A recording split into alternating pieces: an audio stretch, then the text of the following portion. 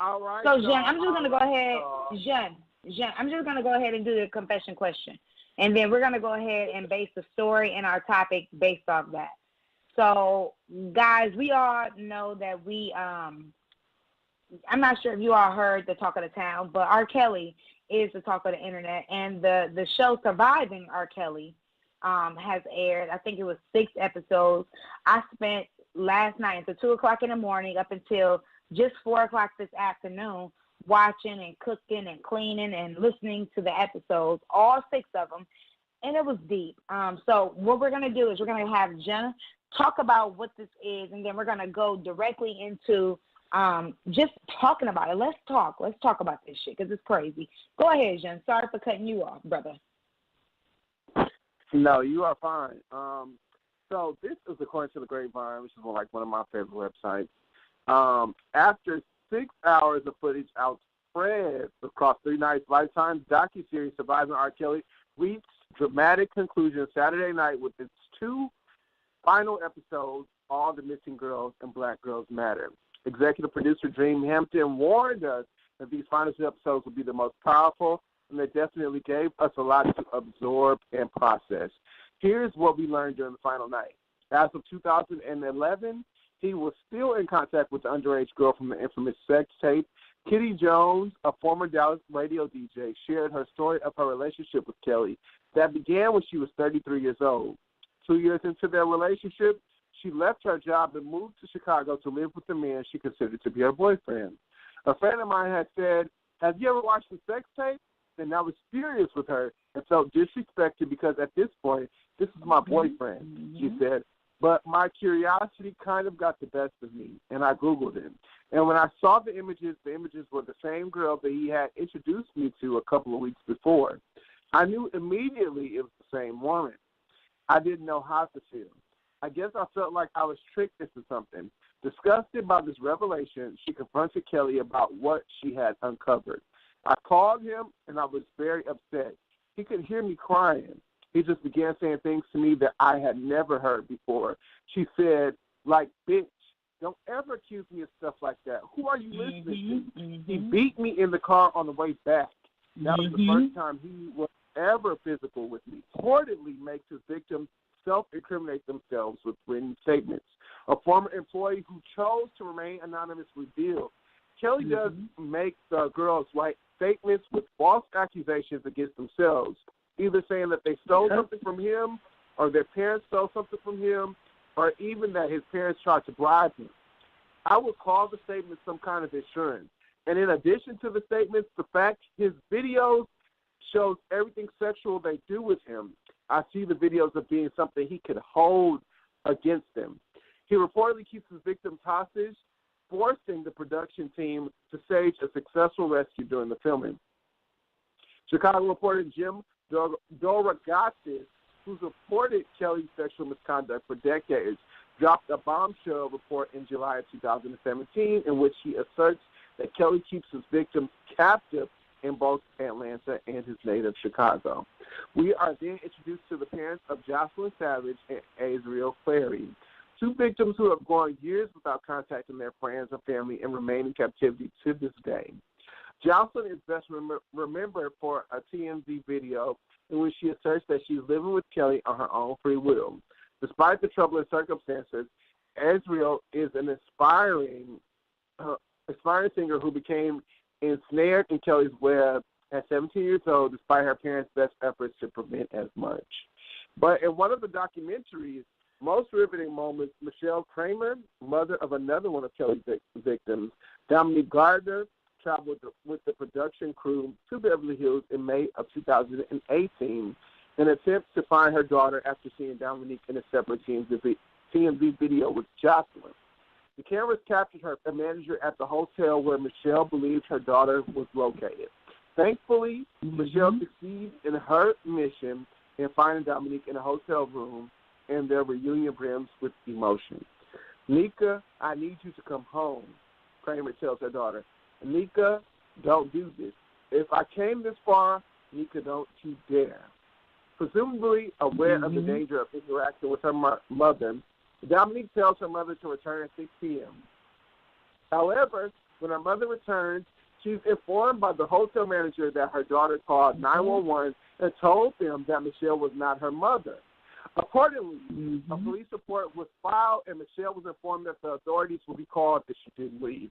But with her motherly instinct telling her something was awry, Michelle snuck back into the hotel, hid in the bathroom stall, contacted her daughter, and facilitated her escape. That's the hardest decision I ever had to make, a cheerful Dominique admitted. It's later revealed that she returned to Kelly 3 days later, but left again afterwards, and is currently back with her family. The conditions she makes his victims live in are repulsive. While R. Kelly's massive estate might look like a castle, inside you'll find anything but. And speaking of the living conditions of his victims, survivor Jahonda Pace said, "I felt like a prisoner. I didn't have anyone to talk to. It was just me. I went into a depression. I was mentally drained because he would break me down, then build me up, then make me feel like shit again, then do it all over again. He would really manipulate my mind. The breaking point for me was when Rob slapped me, and he choked me until I blacked out." Additionally, multiple survivors revealed that his victims were forced to use buckets instead of using the bathroom, and that the buckets could be only emptied with Kelly's permission. Why would you go from being able to use your own bathroom to going in a room where you have to pee in a corner? Asias Clary, sister of Israel Clary, asked. He had inside help with the Chicago Police Department in an attempt to check on the well-being of their daughters. The Clary and Savage families joined forces and urged police to conduct welfare checks at Kelly's various properties. I was told about the wellness checks being done at the house in Atlanta as well as the studio in Chicago. The anonymous employee said, R. Kelly knew about the wellness check in Chicago before it happened because he has friends in the police department in Chicago who warned him. As such, the wellness check would prove to be fruitless endeavors. The police informed the families that both daughters had been contacted and neither was in danger. He's still abusing victims to this day. It's been almost 2 years now, and we still haven't seen our daughter. The parents of Adriel Clary said they haven't seen their daughter's school graduation in 2016. In one of the most gut-wrenching scenes from the docu-series, Adriel's parents believe they had finally found their daughter and began throwing rocks and windows in a futile attempt to get her attention and stage their own rescue. However, they are unsuccessful in their mission. Later on, an anonymous former employee notes that Kelly has learned to adapt to the times. When the Savages first came out talking about Jocelyn, R. Kelly had meetings to strategize to fix the situation, they say. The first thing was to put Jocelyn in front of the camera on TMZ, which is something he ordinarily would not have done. As far as the video of Jocelyn Savage made, I would say that it was scripted because Robert does not allow those girls to say anything that he has told them not to say.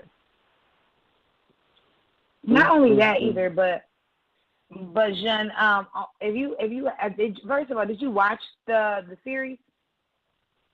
I watched the first 2 episodes.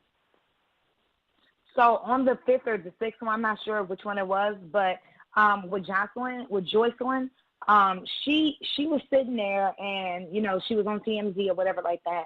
And, like, you actually seen somebody on her shirt, she had, like, a gray shirt on, doing, like, a cut, and they, like, zoomed in on it. Like, somebody was telling her, like, cut. Like, we're not going to talk about this. And I guess she, you know, was like, yeah, you know, I'm not going to talk about this or whatever the hell she said. But I watched it. I watched Andrea, and you guys know Jen and I, we talked about Andrea. I think in 2017, maybe we talked about her, Jen, or maybe last year we had a conversation about her. But she went through a lot, you know, and she was R. Kelly's wife. They had 3 kids. Honestly, when I watched this, I was like, okay, look, these girls are 17. You know, they're 18. You know, some of them are 19. You know, they're teenagers. But what really upset me is when he had sex with that 15-year-old little girl when he met her when she was 12, and the fact that he married Aaliyah. I had no idea all this time that Aaliyah was just a fucking kid. I didn't know that R. Kelly married her when, you know, she was 15 years old and she put that she was 18. All the other women, and I'm not trying to say, like, you know, this is okay or anything like that. I just feel like they were starstruck. They seen this man, they seen R. Kelly. He was already, putting out all these good songs, and that's what another thing that they made it seem like, because R. Kelly put out such good music, people, they were just like, oh my God, they were starstruck. This is R. Kelly. So if he tell me to take off my bra and my panties and he want to have sex with me and take my virginity, that's okay because it's R. Kelly. But also I feel like in a sense, like a lot of these girls naive as hell. They knew what they were going into. They knew that they were going to go to this man's house. I know they knew that they weren't going to go there and play checkers. You know what I'm saying? Like, you heard the stories. You know who he is.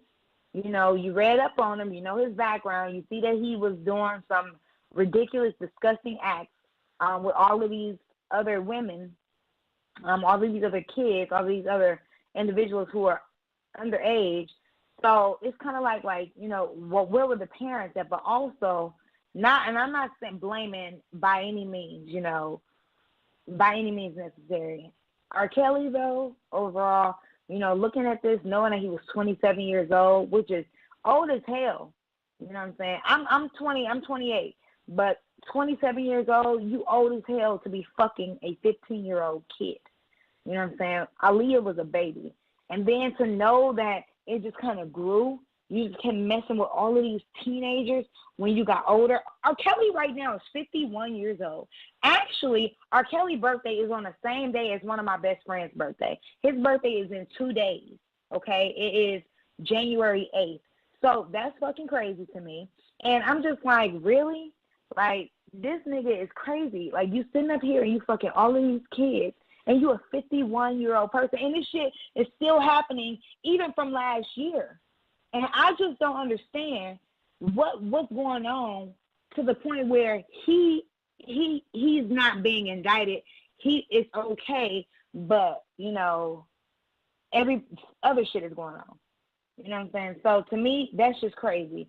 But ultimately, I thought it was disgusting. I thought it was crazy. I cried at one point of watching the whole entire documentary.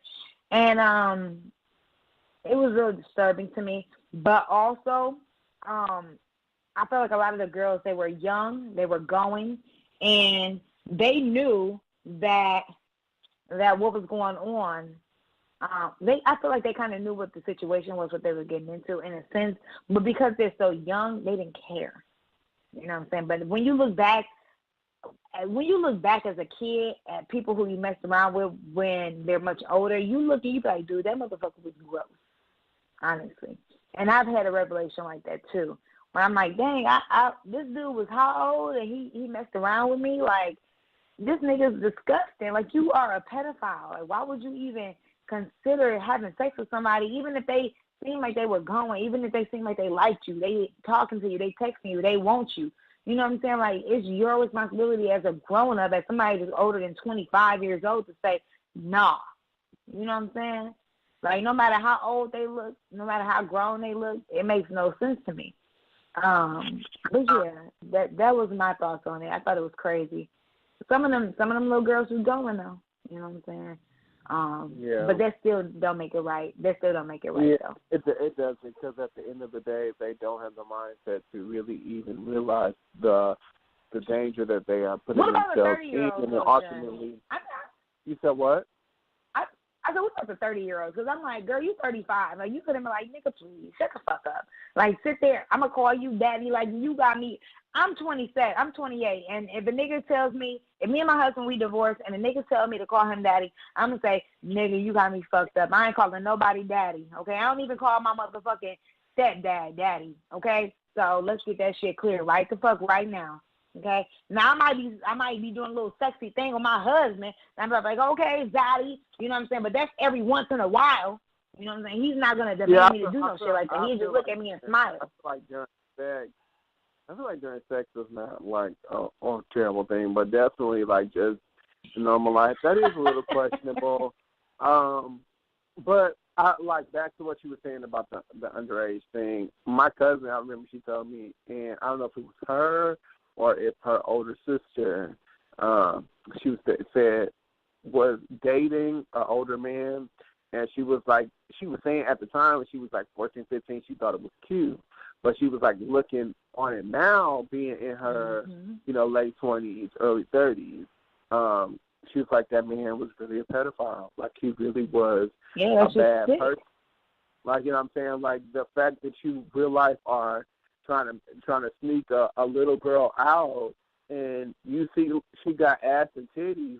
Like you said, it don't matter. You could be like, oh shit. Like, you see somebody, and then once that mouth open, they be like, oh, I'm 15. You be like, oh no, sweetie, I'm sorry. Like, we got the shit confused. Like, it's just like, it should be something in you that clicks. Like, no, like this, you are entirely too damn young. Like, I just feel like that's just it's sick, because, like you said, they are impressionable.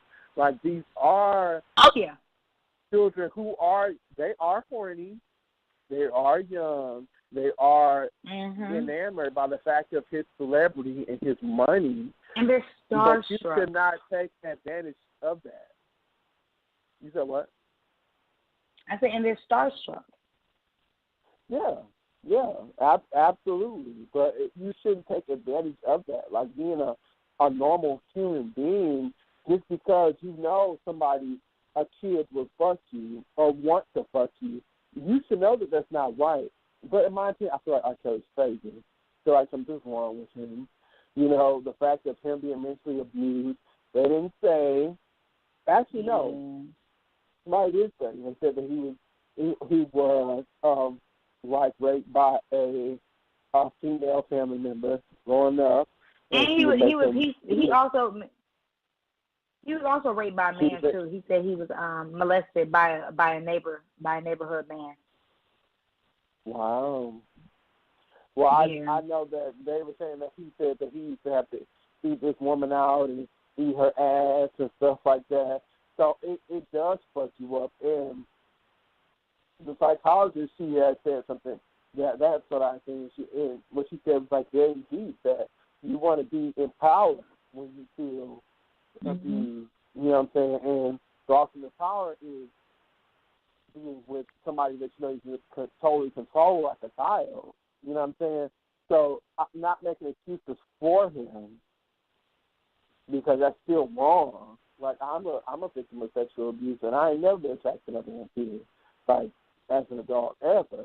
Like, to me, that's just weird. Like, I feel like children should make you, being around children should make you uncomfortable, unless them young damn kids. Like, you know what I'm saying? So absolutely. The fact that she was plotting to take these little girls away from their families and doing all this shit and making the parents feel like they were in the best of hands. And like you said, the parents have something to blame too. Evil. Like I definitely feel like everybody turned a blind eye to money, and that goes with the parents. That goes with the authorities, the team. Everybody was wrong. And I think because it goes back to the fact of these are 4 adolescent minority girls, black and Hispanic girls. Nobody cares. And that's why we talked about this a million times, and I'm glad they're doing this documentary, because I get sick of hearing black women like you, like my other family members, saying that, and I hope this has opened y'all minds to saying how much y'all still love R. Kelly and all this shit when he is doing it. It has, motherfucker. Like, it's wrong. Like, you know what I'm saying? Like, he's a monster. The fact that you are ruining these girls' lives, like the girl, I think her name is Javante Cunningham, and she was like, she's ruined many of women. Wasn't that Aaliyah's best friend, Javante? I believe that. I feel like when she was talking, that's the backup singer. When she was talking about Aaliyah, I felt like she was still covering for that girl. I'm sure she probably seen more than that. I'm sure she probably seen Aaliyah fucking on other girls and doing all sorts of crazy shit. You know what I'm saying? Back in the day, will be her legacy. She's not gonna tarnish that. But she has to keep real and be like, no, I want them in fucking. Like, you know what I'm saying? And when crazy. She was, and when she had said, you know, I saw a lot of things that a 15-year-old should not have to. I believe that. I believe that, and he knew. He toyed at these girls' heartstrings because he is his megastar. He is considered the king of R&B, and they thought they would have the opportunity, and some of them did. Like the girl that he pissed on, like she wasn't a little thingy. You know what I'm saying? Like she did have she was a little. She was only 14. She was only 14 when she started fucking. When her Kelly started having sex. Like I can't even imagine, you know, being 14 years old out there fucking around with a grown ass 30-year-old man. Like you know how impressionable they are. You know, I know when I was 15, I thought I was in love. You know what I'm saying? When I was 14, I wasn't even having sex at that age either. You know what I'm saying? I thought I was in love. Hell, I thought I was in love a whole bunch of times before. You know what I'm saying? Especially in the younger age, I had thought I had boyfriends. You know what I'm saying? So this is just all crazy to me. And then on top of that, the first thing I thought of when I'm talking to my husband, I'm like, you know, I tell you he's fucking around with all of these girls. What is going on with him? Like, I know he gonna catch a disease. And on the last episode, you know, we find out the nigga got herpes. You know what I'm saying? And he had sex with a girl and gave her herpes. You know what I'm saying? So it's like, nigga, so not only are you fucking around with a trillion different women, losing your home and all of that shit, you know what I'm saying? Because you can't pay $30,000 for rent because your shows are being canceled and all of this shit like that. But you giving you giving women STDs, non-curable? Like, you're disgusting. So damn sick. And I just thought, I'm like, damn, so this is just crazy. You know what I'm saying? And I've read so many people who have watched this, like, you know, Chance the Rapper. He says, like, you know, I regret making a song with R. Kelly at that time. Neo, he's not with it. Who else? Charlamagne the God. He said, I've been calling R. Kelly a monster. Joe Budden. Everybody. They just like, what the fuck are y'all doing? Tank. Everybody is sitting up there like, y'all shouldn't. We've been telling y'all not to support him. He's crazy and he's nasty. You know what I'm saying? Yeah. So, to me personally, that just shows y'all. And if people continue to support that man, they are wrong. Like, they are dead. Because now the evidence is out there. I believe these women. Yeah. And you can say whatever. Like, you can say, like, yeah, they were some hoes, they was little fast stuff. It don't fucking matter. They was 14 through 17, and you are a 30-year-old man. What the fuck are you doing with a 17-year-old? What the fuck are you doing with an 18, 19-year-old girl at 30 years old? Right. It don't matter them being fat. You knew the shit was wrong, and you still wanted to deal with them. So that's bullshit. If people continue to support them, that shows how fucked up they are, ultimately. Yep, especially after watching this shit. You know what I'm saying? I was a little naive because I was ignorant. You know what I'm saying? I won't say I was naive. I was ignorant. I did not know. And I think I told you guys maybe 2 or 3 episodes ago, I will be watching this because I was not sure. You know, we heard what people had said. We read the articles, but we never saw but you know, people. And the thing is with Angel, where we from, because we from Milwaukee, you know, Chicago, Milwaukee is like sister and brother. We got some sort of protection over R. Kelly because that's where we from. And it's just like, no. Well, I don't. I just like his music with an ED. Like his music. But that shit real fucked up. The way he did people, what he did, how he behaved, what he's doing. But I'm glad that, you know, you R. Kelly and all of these other things are coming out. Because he definitely needs to be held accountable because he's a fucking pervert. Like, even the fact that he was recording all of these acts, all of these girls had 3 and 4 songs with you. Like, this motherfucker was crazy. For real. Like, you know, and then now you got these other women not being able to see their moms and their parents and stuff. Like, that to me is ridiculous. You know, I know personally, and honestly, guys, that's the reason why my mom, she was so hard. Like, my mom, she was like, oh, you gonna go by who house? Okay, let me talk to her mama. Let me meet her mama. You know what I'm saying? Like, you ain't going no motherfucking where unless I know who let me talk to the mama. You know what I'm saying? When me and Jean first started being friends, my mom wanted to talk to his mama. You know what I'm saying? Like, my mom was not playing that shit. Like, she was on me like, you know what I'm saying, white on rice. She was really Like, you know what I'm saying? And there's a lot of things I was, like, able to do, like the old girl said, like, oh, your mom, she worked hard, so I would sneak out of school. Well, I wasn't too smart, you know what I'm saying, when I was in 10th grade. When they called my mom, if they ever called my mom, because I'm in school, it was a wrap. But my mom got to the point where I was in 11th grade, and I started signing my own phone number on the papers and stuff like that. So if I'm in school, they would call me. But I really honestly didn't even skip school like that until I was a senior in high school. And I tell my mom about every time because I'm crazy, okay? Because I'm crazy. But but I definitely understand what was going on, why it happened, and you know what needs to happen now. And I hope that everybody who had went through that, the abuse, physical, mental, you know, emotional, they get the help that they need, because that is ridiculous. And I can't even imagine what some of them women went through, especially his. I think he had 2 wives. Maybe it was just Aaliyah and the other wife. Andrea, maybe it's just Aaliyah and Andrea, but I can't even imagine what those women went through.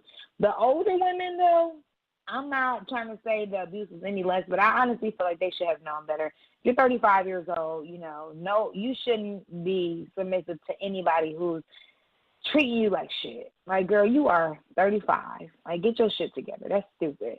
You know what I'm saying? But, I mean, I do understand in certain ways, too, how people, they can fall into that starstruck, you know, situation, too. But, girl, I'm 28. Like I said, ain't no way in hell my black ass will be calling some man daddy that I just met, all because he got a little bit of money. That starstruck shit is really for the birds. I can talk shit and say how I forgot about Beyonce and all this stuff, but these are normal individuals. And if you were in the environment to meet the motherfuckers, they'd be lame as fuck. Like, so it's just like, why does that matter?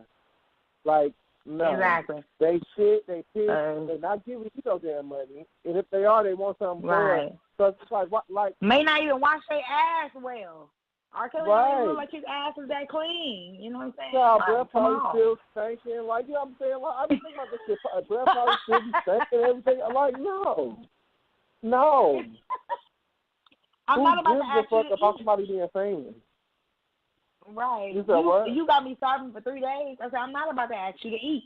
You got me, Angel Vondrina, my big ass, starving for 3 days? Oh, hell no. We about to fight. I'll let you know. So yeah, they was crazy up in there. They was crazy, especially the adults. Like, come on. I can understand how the 15, 16, 17-year-olds, anybody under the age of 25 was impressionable. But once you hit 25 and older, it's like, come on, get your shit together. You know, like, there's no reason why this man should be trying to tell you what to do and how to live your goddamn life. That's crazy to me. But anyway.